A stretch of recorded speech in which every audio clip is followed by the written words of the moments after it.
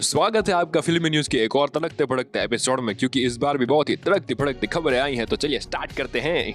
तो भाई, इंडिया में अपनी छाप छोड़ने के बाद 7 अगस्त से महाअवतार नरसिम्हा मिडिल ईस्ट में भी रिलीज होने वाली है। हो चुकी है, क्योंकि आप ये वीडियो बाद में देख रहे होंगे ऑफ कोर्स। तो यहाँ पे मैं स्क्रीनशॉट लगा दूंगा उन्हीं सारे रीजन्स या सिटी में इसी डेट को हिंदी और तेलुगु लैंग्वेज में रिलीज होने वाली है।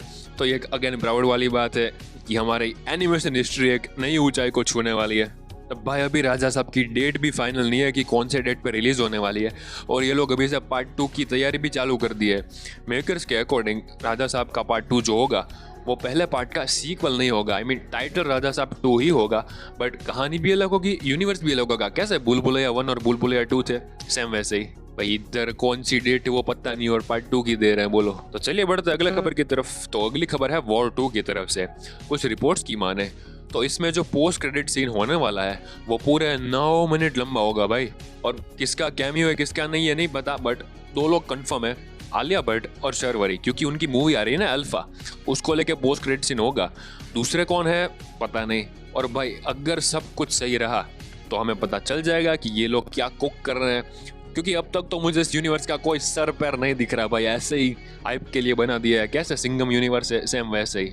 हाँ, वॉर 2 से याद आया भाई, जो जूनियर एनटीआर है वो कांतारा 3 का पार्ट होने वाला है। अभी तो सिर्फ रिपोर्ट से कंफर्म नहीं है, बट कांतारा चैप्टर 1 का सीक्वल यानी कांतारा चैप्टर 2, उसमें जूनियर एनटीआर हमें देखने को मिलेंगे।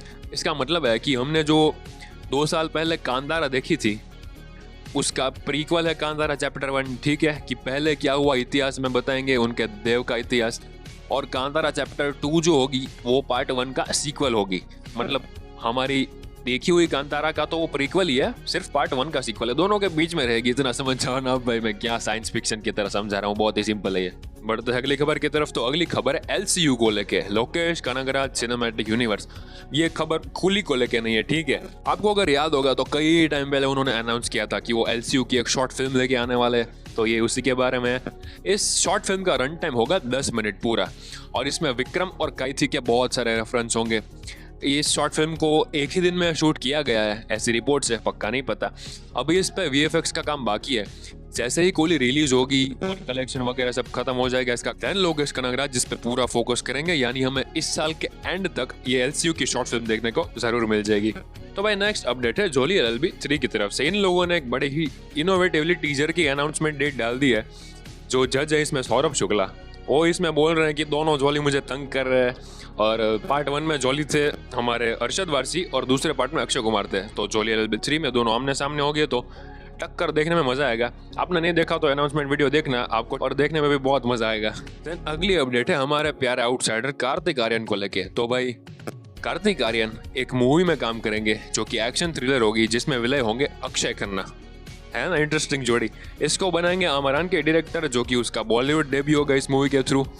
और इसमें अक्षय खन्ना बहुत ही ग्रेट टाइप रोल करेंगे, और कार्तिक आर्यन एक पॉजिटिविटी वाला।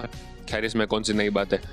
कार्तिक आर्यन से याद आया, उनकी एक सुपर नेचुरल फिल्म आने वाली थी जो कि है नागजिला, जिसमें वो नागों को कंट्रोल कर सकते हैं, वो इच्छाधारी नाग है वगैरह कुछ सीन है।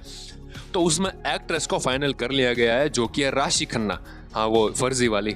तो एक्ट्रेस फाइनल है, कार्तिक आर्यन फाइनल है, तो अभी देरी किस बात की है यार, हमें देखना है, जल्दी से जल्दी करो।